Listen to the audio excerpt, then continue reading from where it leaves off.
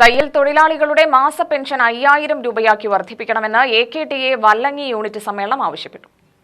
വൈദ്യുതി ചാർജ് കുറയ്ക്കുക, നെന്മാറ CHSയിൽ ഗൈനക്കോളജിസ്റ്റിനെ നിയമിക്കുക എന്നീ ആവശ്യങ്ങളും യൂണിറ്റ് സമ്മേളനം പ്രമേയത്തിലൂടെ ഉന്നയിച്ചു. സമ്മേളനം AKTA ജില്ലാ കമ്മിറ്റി അംഗം PV സാവിത്രി ഉദ്ഘാടനം ചെയ്തു. അമ്മിണിക്കുട്ടി അധ്യക്ഷയായി. ഹംസവേണി, ഷൺമുഖൻ എന്നിവർ പ്രസംഗിച്ചു. അപ്പോൾ കൃത്യമായിട്ട് ഒരു ഇടപെടൽ നടത്തി, കൃത്യത്തോടുകൂടി ആ സംഘത്തിന്റെ പ്രവർത്തനം നടത്തി റീപേയ്മെന്റ് നമ്മൾ കൃത്യമായിട്ട് ഉപയോഗപ്പെടുത്തണം. അങ്ങനെ പറയുമ്പോൾ ഇവിടെ അപ്പോഴേ സൂചിപ്പിച്ചു, ഉദ്ഘാടനം സൂചിപ്പിച്ചില്ലേ? എന്താ സൂചിപ്പിച്ച്? അതില് 3 പ്രാവശ്യത്തിലുള്ള വീഴ്ച പറ്റിയാൽ അവരുടെ പേരിൽ ജുഡീഷ്യറി നിയമം ഉണ്ട്.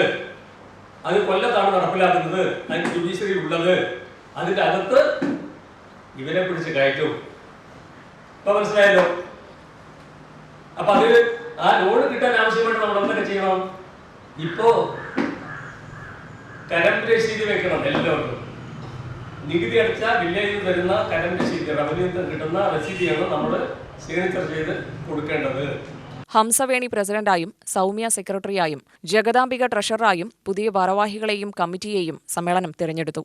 UTV news, Palakkad.